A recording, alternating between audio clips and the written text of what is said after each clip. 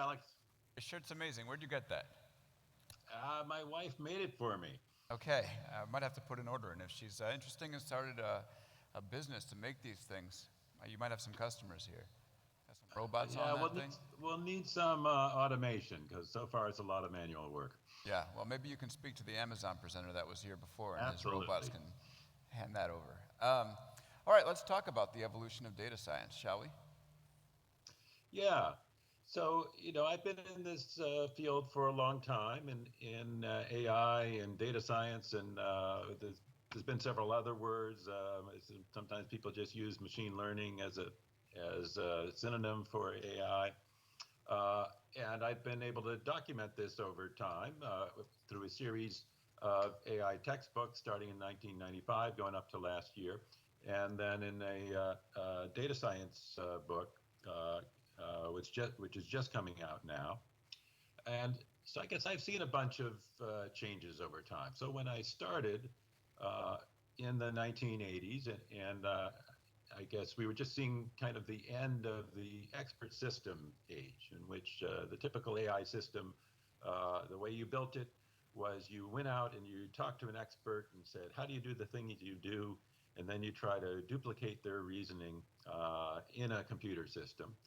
And the emphasis was really on algorithms. If we were going to do better, if you wanted to get a paper published, you had to invent a better algorithm. And when it came to building your systems as an engineer, everything was handwritten knowledge. So any rule that went into the system came from the blood, sweat, and tears of a graduate student. And the technology we used was mostly logic, with some tweaks on it. Then in the 80s and 90s, we saw a big shift. We moved from logic to probability through the teachings of Udaya Pearl and others. We moved from an emphasis on algorithms to an emphasis on data, and we moved from expert systems to machine learning. And that continued on into the 2000s, where we came up with the word big data, and the idea that even more so, if you wanted to do better, it wasn't worth it trying to invent a new algorithm. That was only going to get you a small increase. But if you went out and got 10 times as much data, that was going to give you a big increase. And so everything started to change and focus on that. We brought in statistical techniques to go along with the probability. And then around 2010 or so, another big shift towards deep learning. And now we've moved from talking mostly about algorithms to talking mostly about data. And both of those are still important. Data is super important. But really, where the action is in the objective function, saying, what is it that I'm trying to optimize? Uh, and earlier, and I look back at the first edition of the textbook, and I said, oh, we were so naive. We just said, somebody's going to hand you an objective function. This is what you're trying to optimize, and we're going to show you cool ways to do that optimization. And yeah, if you're playing chess, that kind of makes sense. Your objective is to win, not to lose. But if you're doing things like deciding who should get parole, there's a lot of different objectives that you have to deal with, and a lot of issues around what exactly does fairness mean. And that isn't just given to you. And deciding what the right objective is, that suddenly becomes the hardest part. Uh, and so we've seen that change, and now we've seen a great increase and an exciting pace of change in deep learning and foundation models. And a lot of this focus now is on these more human-centered aspects of what is it that we really want rather than the technical aspects of the algorithm. Now, Peter, there's been this debate, that's looking at, you're drawing the evolution as if it's a straight line. But there's a debate going on now, a very loud debate, that asks, are, is it, are neural networks the answer, or do we need to have some combination? And there are some people who say, we just need more data and more training, and neural networks will take us all the way there. Or do we have to take a step back and combine neural networks with some of those older systems that you described in order to progress the industry? Where do you stand on that? Yeah. So a couple things. So one, I think that you know nobody can predict 50 years out. But if I had to predict 5 years out, I'd say we'd still be using the term deep learning, uh, but mainly because that's such an awesome brand name that we'll keep using it, even if the underlying techniques change significantly. Uh, and then another thing to say is all these systems we have are basically Turing completes, right? So they can, theoretically, they can do anything. And then the question just becomes practically what's the easiest way to do things? Uh, and some of that has to do with computational theory of how we can get there, and some of that has to do with just ease of use and do these systems fit the right metaphors for how people like to think about them? And and I think different people will have different choices there, and some will be more successful. And when they're successful, others will say, "I want to do it your way." So just as in programming languages, where you choose, do you want to use C++ or Java or Python? Some of that is for technical reasons, but some of it is you do what your friends are doing and you do what you feel comfortable with. And so I think we'll see the same thing in AI. Certainly, critics say, well, we have to be able to do reasoning. There's these types of mistakes that neural nets make, and those are bad, and we have to fix those. So we will fix those. And when we come up with those fixes, maybe that will mean you'll think of that as saying, well, we overturned what we were doing now. Or maybe you'll think of it as saying, well, we just augmented what we do now. And I'll leave it up to the historians to decide how that works out. So what you're saying is you have hope that these two factions can come together and make peace.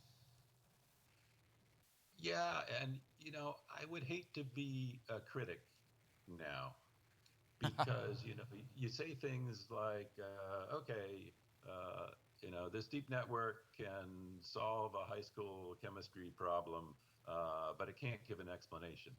And then a week later, there's a system that says, oh, those are pretty good explanations.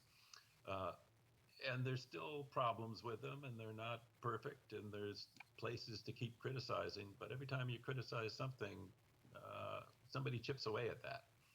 Uh, so I think we're gonna see continued progress. We'll see changes in how we get there, uh, but I don't see any fundamental barriers, right? So it's everybody talks about this metaphor of climbing a ladder to get to the moon.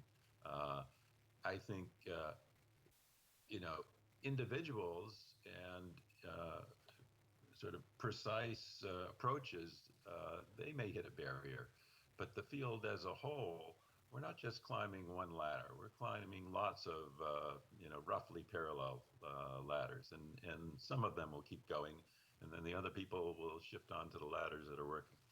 So the theme of our talk is what's new in data science and AI. Machine learning models have been around for a while. They've been proven for a while. When you think about what's exciting and what's on the cutting edge, what it's enabling us to do, what comes to mind? I guess to me the most exciting thing is these large language models, and that's where I started in natural language processing. Very different techniques in those days, uh, and I guess to me the thing that's most exciting is what an amazing technology this is. But the amazing technology is not deep networks and big computers. The amazing technology is language itself that we humans invented. What an amazing way to write down everything that we know in a form that's manipulable to do all these things we wanted to do. And as I said, when I was a grad student, we said, oh, well, this natural language stuff, that will never get us anywhere. We have to write things down in a formal language that's very hard to deal with. Well, it turns out maybe we don't have to do that. Maybe natural language is the right formal language to use. And it says so much about what we know about the world. And we still need to do a better job of understanding exactly what's said. But it opens up a lot of possibilities for all these things we can do with storytelling, with translation, and so on. And and maybe the entire computer industry will largely be done by writing in natural language rather than writing in programming languages. And that's exciting because it really opened things up. It democratizes things. So there isn't this barrier between I'm a programmer and you're not, so you have to take my program. It's now everybody has the possibility to say, I'm going to be able to communicate with computers and they can do things the way I want them to. What advances do you think enabled those large language models to start working so well right now? And is there Yeah. anything underlying that gives you hope that stuff beyond chatbots, stuff beyond the Lambda example, which we've talked about a lot over the past 2 days, can be enabled through these technologies? Uh, so there are a couple steps to get there. Maybe the biggest first step was saying individual words are too precise. We want to generalize across words and say, how is this word similar to another? Because it's the same part of speech, because it's talking about similar concepts. And so we went from atomic words to word vectors. That seemed important. And then just getting more data and getting machines that were faster and able to focus on them, and then starting to get away from the limitations of only being able to look at a small context, right? So before we had deep networks, we had statistical natural language processing with these n-grams where you could look at the previous n-1 words, and that just wasn't enough. And now we have attention mechanisms where we can say we're, in some sense, looking at everything at once, which makes speed up in the way we use our computers, and it allows the machine to decide, I'm going to remember some of the past, but I can remember the important stuff rather than try to remember everything. So I think that's all part of it. And then just getting the weight of the research community to get it, once we saw success here, sort of everybody moved over all at once. And often in science, you have to wait for the old generation to die before the new generation can take over. But here, everybody saw it was working and everybody's jumping on the bandwagon. So we see a lot of rapid progress. Okay, and we're going to take some questions from the audience shortly, but just a few more for you. You're teaching now, and what are you seeing from students?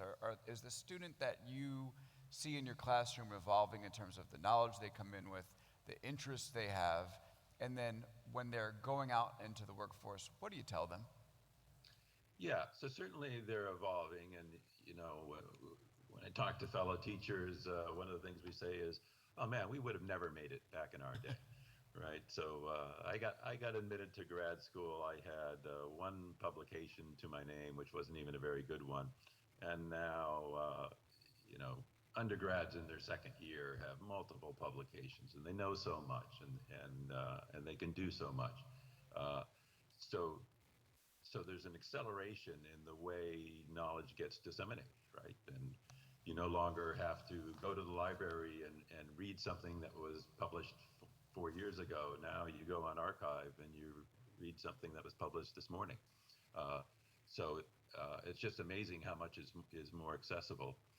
I guess another change I really notice is how much people are using tools uh, without a deep understanding, right? So I always felt like, uh, there's a limited amount of open source software available. And so everything I used, I understood completely. And the rest of it, I programmed myself and I understood all that. And I felt uncomfortable when I was using a piece of software that I didn't understand completely. Uh, and now you're in a terrible position if you have that attitude. Instead, you have to say, there's all this stuff out here. I'm going to learn the minimum amount I need to know to be able to use it. And then I'm going to plug it in and use it. And then I'm done with that. And I'm going to move on to the next thing. And that still makes me feel kind of nervous when I don't understand it all. But the younger generation is comfortable with that, and they have the right attitude. Now you also spent time at Google, and I'm wondering if we have people out here who are figuring out, what they should really spend time in inside their company that might give them a competitive advantage. What's new inside AI, or if they have a researcher who's trying to figure out where they should be spending their time. Where do you think that place is? I think the key is to put together the researchers and the product teams, and that's a big part of what I was doing at Google. So I had various roles there, running the search team, and then I moved over to run the research team. And the CEO, Eric Schmidt, who I had worked with before at Sun Labs, said, at Sun, we had some of the smartest people in the company in Sun Labs, but I got some of the smallest return on investment. And he told me, don't let that happen at Google. And so the key was just to put people together. Don't let researchers be off on an island by themselves. Expose them to here are the problems that the company's trying to solve, and have that conversation. Right. So I remember as a researcher, the photos team came to us and said, people are taking more and more photos with their cell phones. We have this problem organizing them. You have some human factors researchers. Can you tell us a better way to organize things into folders so that people can keep track? And we said, yes, we got some of those people. We'll connect you. We'll work on that. But we also think we're ready to say we can label all these photos automatically with computer vision. And they said, wow, that would be cool. We didn't know we could ask for that. And so we started both of those projects at once and eventually got to the point where that worked. But it was only with this partnership where you have to know each other's needs and capabilities, and then you can make something happen. Okay, you want to do a quick lightning round, and then we can open up to some questions from some folks? Great. Okay, so mic runners, get ready. I'm going to get you out there early. All right, so I'll just throw some quick things out you, and you let me know what you think. Okay, is artificial intelligence conscious? I don't know what consciousness means, right? So it's my inclination to know. It's just a computer program. I think, someday we'll understand what consciousness is. And I could say right now, I can tell you what the answer is going to be. And the answer is going to be, that was the wrong question. So it would be like, if the ancient Greeks had said, what's your favorite element, fire, water, or air? We would say, no, we now have a different understanding. It's not just those elements. We've got 118 of them or whatever. And I think the same thing will happen with consciousness. We'll say that was a silly folk word, and now we have these 10 other aspects that lead into consciousness. But we don't know what those are yet. Okay, great. So I won't even ask the next question because that was will it be, but wrong question. Okay, are you optimistic or pessimistic about the future of technology and artificial intelligence? I guess I'm optimistic about technology, that we're going to develop great stuff. I'm worried about the negative uses of powerful technologies, and I think that's always been true. I think we have to pay more attention up front, right? So if 100 and something years ago, somebody had said, here's this great new invention of the automobile, we said, oh, great, we're going to be able to do stuff with that. We're going to be able to move people and goods around. But we weren't paying much attention to what are the negative effects in terms of pollution and effect on life in the cities and so on. And if we had paid more attention then, we'd be in a better position now. So I think we need to worry about those things right from the start, saying, here's technology that can do good things, but what are the bad things coming either from bad actors or from unintended side effects? Okay, so you mentioned about computer vision at Google. So let's just ask you the obvious question. Is Google going to do Google Glass 2? I don't know what's up for that. I know the focus shifted early on, saying we don't think this is going to be a good consumer product. It did find some very nice uses in more industrial things, for things like when you have to be hands-on on an assembly line, but you still want to be able to see all the instructions and so on. So I think if it becomes a big product, I think it'll go there first. So maybe I should talk more with the Amazon guy. Okay, sounds good. Okay, last one for me. You've also worked at NASA.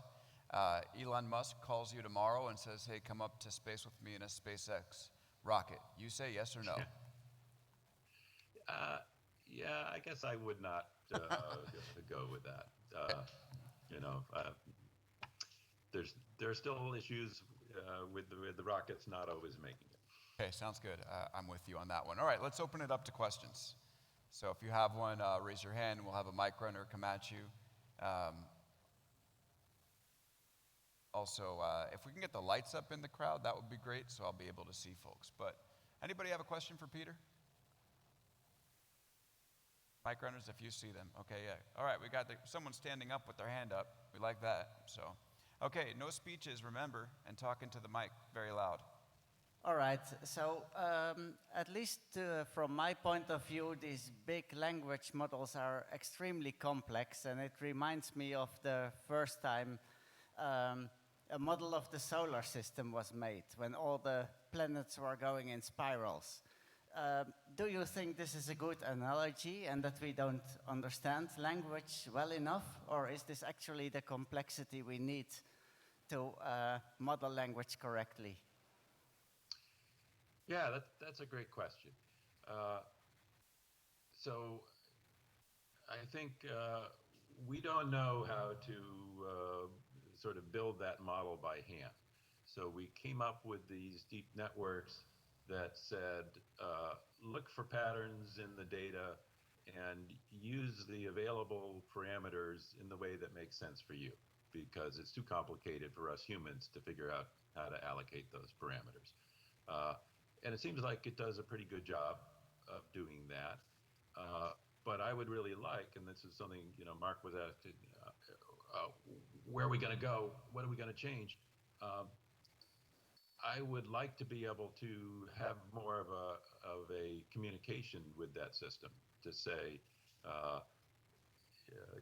you build something and it works, but can I change it a little bit more in this direction? Can I allocate a little bit more of what you know here? Or can you tell me what's going on in this third layer? Explain why that layer is there and how it works.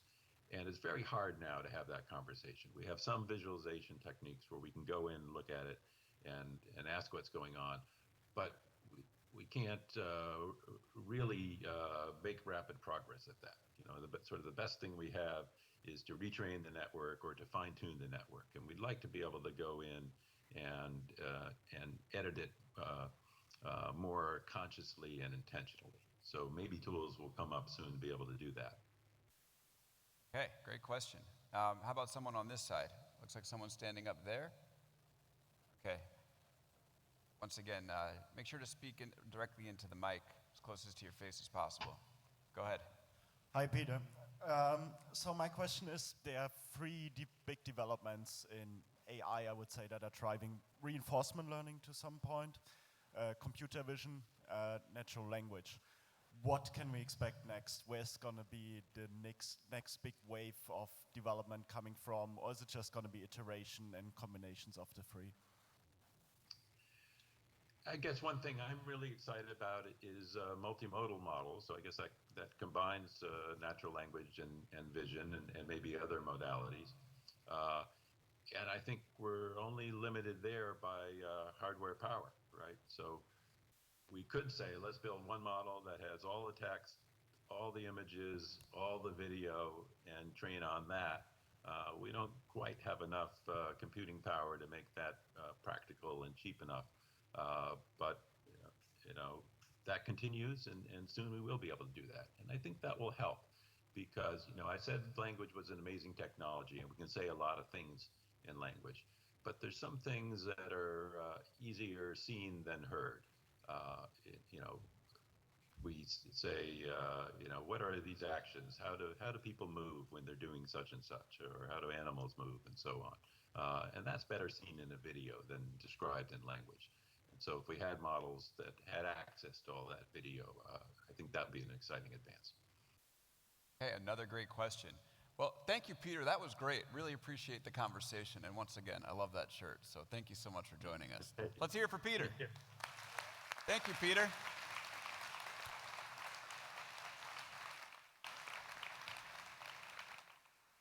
All right, everyone, that's going to do it for me here at the summit. I'm going to hand it back to Rosanna, but I just want to say thanks to everybody for joining, all the sessions, my sessions, and if you subscribe to the podcast, that would be great. And I want to say it was great meeting a lot of you here. And now to Rosanna. Alex, thank you so much.